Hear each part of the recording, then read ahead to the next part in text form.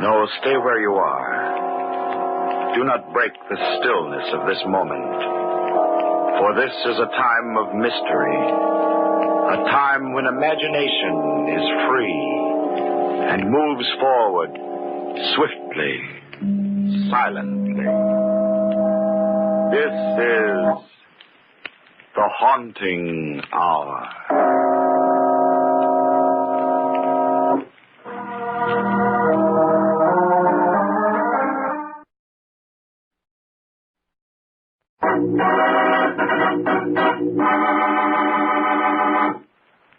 A corpse there was.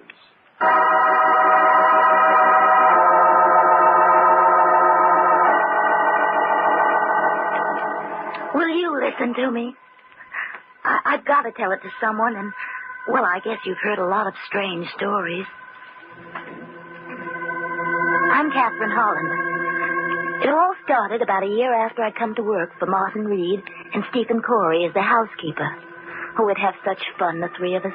Martin was forever making me promise that I'd be with them always. Always. I didn't know how long that could be.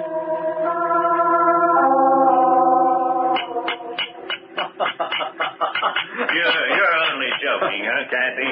You wouldn't leave us. You'll stay with us always, won't you? Not if you keep doing that, Martin. Oh, you'll get used to it, Kathy. Oh, but cutting your own name on a tombstone, it's positively morbid. I don't see that. If a cobbler can make his own shoes, then surely a stonecutter can make his own monument. Well, that's true. After all, a man must do something with his spare time. And you, Stephen, of all people, have no right to scoff at me. Imagine a cemetery caretaker who wanders through the graveyard day and night, talking to the dead. If the people I met outside the cemetery, my dear Martin, were as interesting as the people I meet inside, perhaps I wouldn't. Since they're our only neighbors along this godforsaken road, and since I must get away from you occasionally... Now, look here, enough is enough. Are we going to let her boss us around, Martin? You nearly 60 and me twice her age? That's right. You're 42, aren't you, Stephen? Yep. You know, I think for your next birthday, I'll start on a nice marble headstone for you. Okay, I quit. I resign. Oh, no, don't say that, Kathy. We need you, Stephen and I. Always before, our housekeepers were stout and rheumatic. You're so young. It was like all at once having the shades pulled up and the windows opened when you came. You won't leave us, will you, Kathy? No, I won't leave you, Martin. You promise? I do. If you promise to take your medicine. No, I told you, Kathy. I don't believe in that quack doctor. There's nothing wrong with my heart. Oh, Martin, don't be stubborn. It's not a matter of being stubborn. I know I'm perfectly all right. How about those attacks you've had? Well, they were indigestion. You don't want to take that medicine because you and the doc have been enemies for years. You won't give them the satisfaction of treating you, even if it means... Please, Kathy. Don't you think I'm old enough to know my own mind? But Kathy's right, Martin. You should take your medicine. Oh, now you start. I'm going for a walk. I'll go with you. I don't want company. Now he's mad. Oh, don't take it to heart. He'll get over it. I wish he hadn't gone out in this weather. Yeah. I think it's getting worse. I'll go call him back. Stephen, what's that noise? I don't know. It was just outside the house. It's our cedar tree. That last flash of lightning struck it. There seems to be... Kathy! What? Move away from the door so I can see too. No, Kathy, please. Stay in here a minute. I'll go out. Oh, I'll go with you.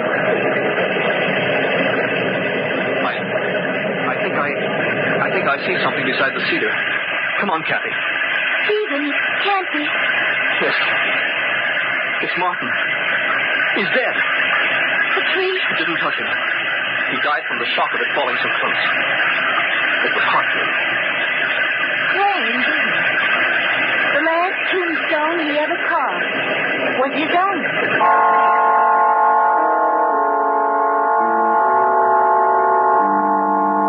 We buried Martin the next evening. There weren't many mourners. We lived too far from town to be well acquainted. At last, the few who'd come went away and left Stephen and me alone at the grave. They've all gone. Your eyes are all red, Kathy. Do you suppose he likes where we buried him? Right across the road from the house?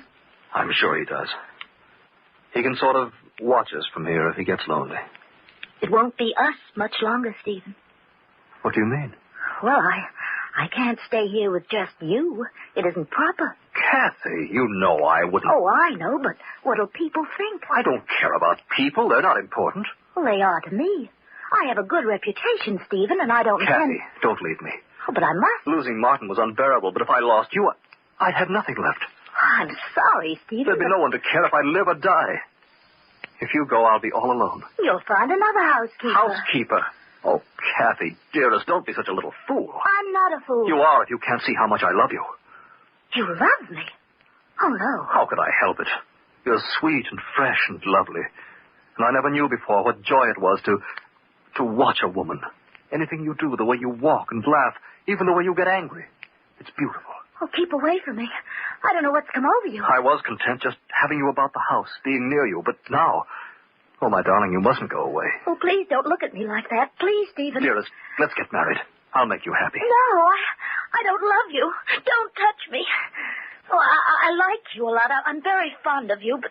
Well, it's not love. I could never love you. Why, Kathy? I'll make you a good Oh, husband. no, Stephen, no. You're twice my age. But I'd worship you, Kathy, dearest. Oh, would you quit bawling Kathy, dearest, at me like a lost lamb? I'm going to the house and pack my things. I won't let you go. You belong to me. I don't belong to anyone. If you don't get out of my way, I'll throw this rock at you. There's someone else. You love someone else. No, Stephen, I just don't love you. Don't come near me. I'll throw it, I swear. Kathy, no! I told you I would, didn't I? Why couldn't you believe me? Well, get up. Stephen! He was lying on his back, motionless. I bent over him and... his face, the rock had caught him between the eyes. I couldn't think. I was terrified. I only knew that Stephen was dead, that I had killed him. A murderess, that's what everybody would say. They'd put me on trial, all those faces gaping at me like I wasn't human, and then they'd... No. Had to get out of here. The road past the graveyard. If I followed it, I'd reach the main highway. I'd run. I'd run so fast no one would catch me. It was dark. The body wouldn't be found till morning. By then I'd be far away. Had to keep moving. Had to. Where could I go? Where could I hide? Flying down the road for hours and hours. Till my legs were numb and my heart tearing at my chest, deafening me with its thunder. No, that wasn't my heart. It was a car. They were looking for me. Somehow they'd found Stephen already. Oh, it was getting nearer and nearer. I slipped behind a tree.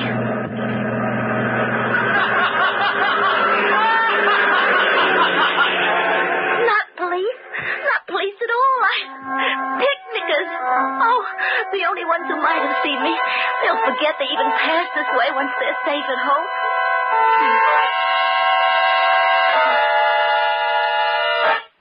Safe at home. Suddenly, I realized what a fool I'd been. I couldn't escape a police dragnet by running away. They'd never stop looking for me. The best place to hide was at home. Why, of course. I'd gone back to the house from the funeral and straight to bed. Stephen had decided to stay at the grave a while longer. Everyone in town knew he liked to wander through the cemetery. And especially tonight, with Martin just buried. He must have caught a prowler, and the man had thrown a rock at him. That's how it happened.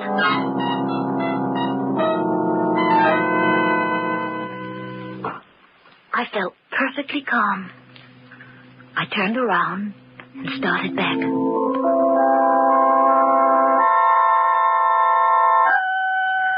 The sky had been cloudy all evening, but as I walked up the road toward home, it cleared. I remember how lovely the moonlight looked, spilling down the steps of the house. I started to climb them. Suddenly, I had an impelling desire to see Stephen's body. Oh, I tried to fight it, but the thought of him, cold and crumpled, lying like some cast-off doll in an attic, hypnotized me. I went down the stairs and started across the road.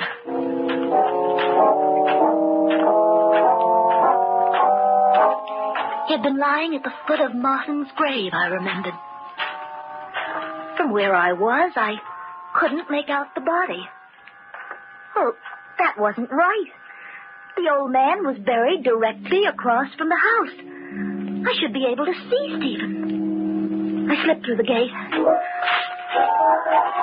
hurried to where the corpse had lain. It was gone. There wasn't a trace of it. I dropped to my hands and knees, searching about the new mound of earth for some proof that it hadn't all been a nightmare, that I'd really killed Stephen. There wasn't anything. No matted grass where the blood should have dried, nothing fallen from his pockets, not even the stone with which I'd struck him.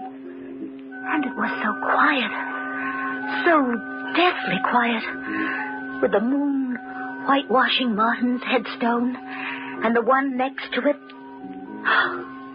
The one next to it. But there hadn't been any grave there before. And this one was fresh. As fresh as Martin's. I slowly raised my eyes and looked at the tombstone. Stephen Corey, born May 9th, 1901. Died April 20th, 1944. Why, I'd know that carving anywhere. Martin was dead. But Martin had made that gravestone.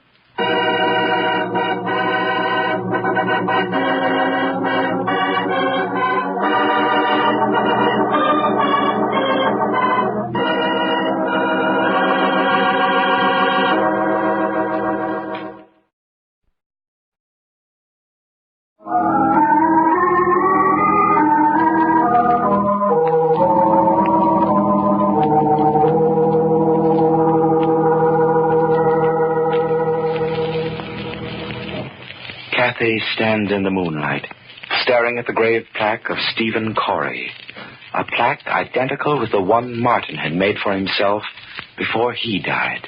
And yet, how could Martin have carved that headstone?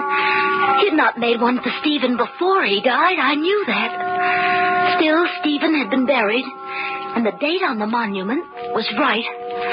I felt the answer, but I pushed it back away from my mind. It couldn't be true that Martin had kept his promise even now and had carved the stone. And that these dead who were Stephen's friends had buried him. Had he loved me so he wouldn't make me pay for what I'd done? Did he plead with them to cover him so I'd not be found out? I didn't know. I was paralyzed with fright. I had to get out of here back to the house before I lost my sanity. I don't know how long I lay there, cowering in my bed. At last, the darkness of the night closed in about me, and I slept. But then, out of the darkness, the doorbell rang. Sharp sound, a streak of fear over my flesh. The police had come. Stephen's grave had been discovered. I had to go to the door. Are you Catherine Holland? I'm Estelle Bailey, Martin's sister. Oh, yes, I should have known. Come in, Mrs. Bailey. Stephen sent me a telegram this afternoon about Martin's death, and I took the first train out here. I'm sorry if I woke you. Oh, that's quite all right. Come in. I know it's been a long trip. Perhaps I can fix you a bite to eat. No, thank you. I'd like you to take me to see the grave right away. Martin's grave? Now? Miss Holland, I hadn't seen Martin for 9 years. I'm ashamed of that, and I want to rectify it now as soon as I can. If you won't take me, perhaps Mr. Corey will. Oh, he's not here. He's in town. Well, I'll wait up till he comes in. Oh, you'll wait a long time. I don't understand. Oh, Stephen was quite shocked by your brother's death, you know, and, well, he felt he had to get away from this house, so, well, he mightn't be back tonight. But if he went into town, why didn't he meet me at the station as he wrote he would? Well, I don't know. Every moment she sat there, she'd think more and more about Stephen's absence. I had to distract her the only way I could. I had to take the chance that she wouldn't notice that other headstone. But if she did notice it, I would have to kill her, too. But just then something happened to spare us both. Oh, good heavens. Oh, look, it's raining again. Yes, the moon's gone in. It's pitch black outside. Then there's no use going into the cemetery, I suppose. I'm afraid not, Mrs. Bailey. What a shame. Finally, she went upstairs. I waited until I knew she slept. Then I took a spade and crept across to the cemetery. It was wet and cold, but I didn't notice the weather. For I had a scheme.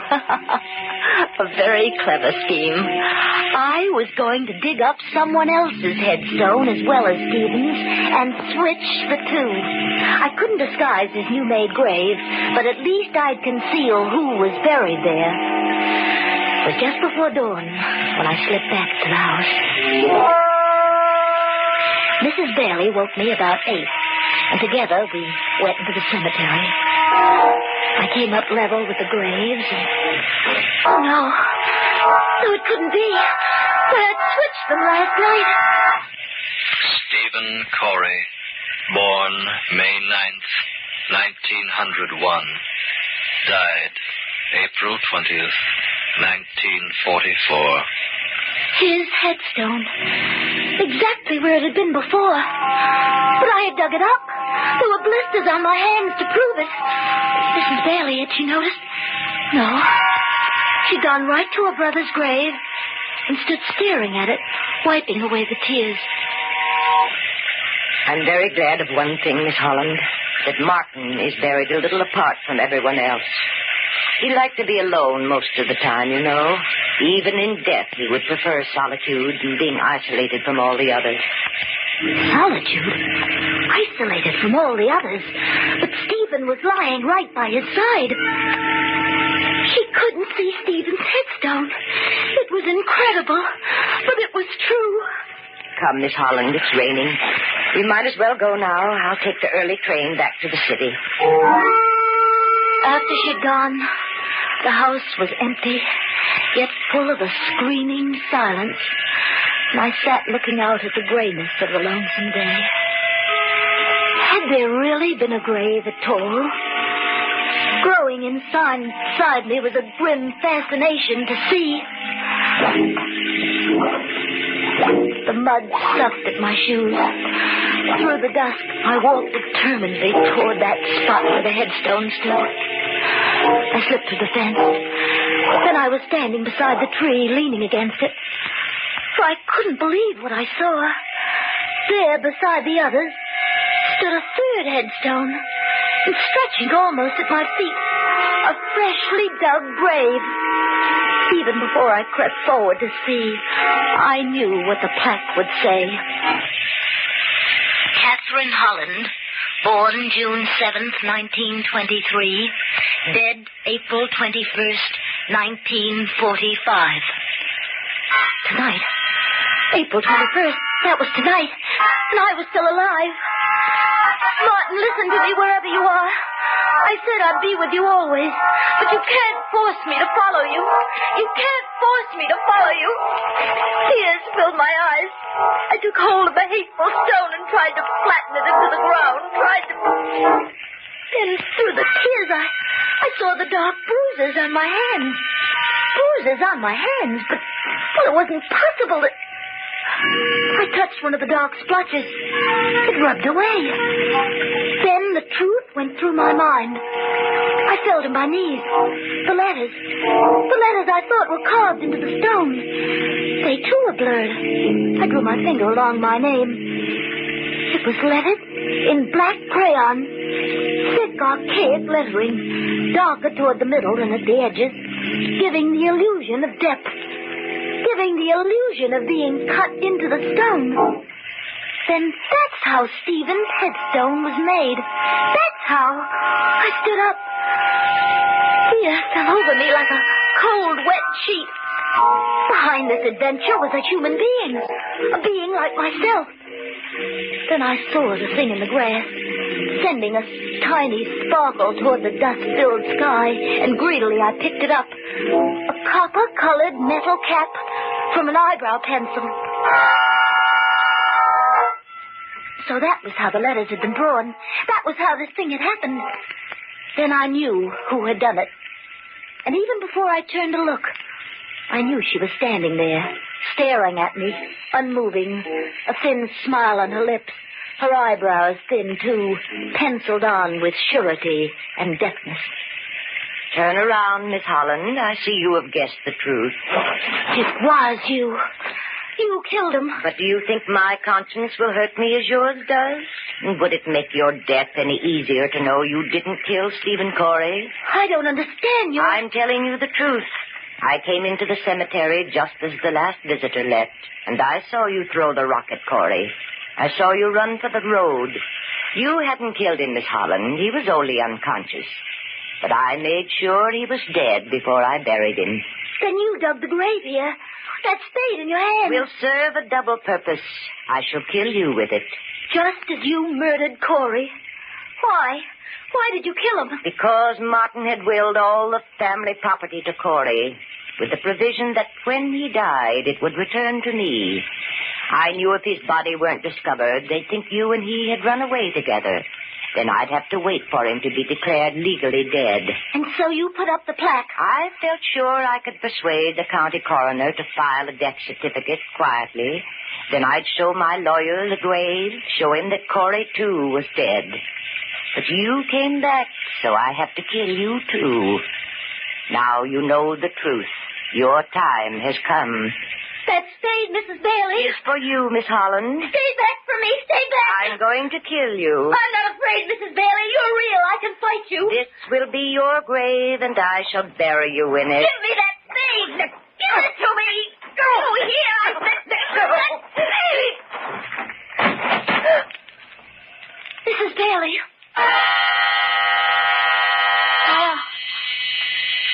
My eyes were clouded with flashes of blackness. I lay on the ground, feeling the cold, wet earth against my cheek. Without warning, it had happened. One wall of the grave gave way, and she lost her balance and fell forward into the gaping hole. Dirt from the mound began rolling down, clods of it covering the edges of her long skirt. And she lay still, silenced, at the bottom of the grave. A few wet clods of earth were still slowly tumbling down, as if they had an intelligence of their own, an intelligence that told them to bury the dead. Bury the dead. For she was dead, and she had died instantly. Her neck twisted beneath her loosened, flowing hair that hid the hideous sight of her eyebrows, thin and long. Her neck was broken, and she lay in the grave she had meant for me.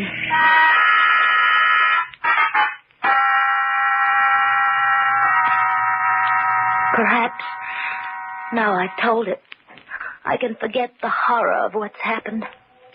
But not soon. Not soon. One way Martin was right. In my brain, he and Stephen will be with me always.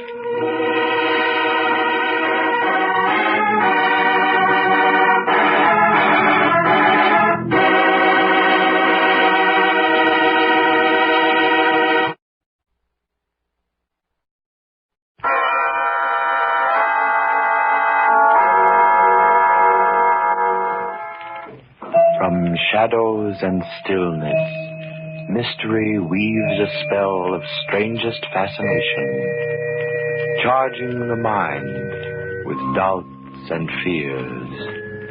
For mystery is a strange companion, a living memory in the haunting hour.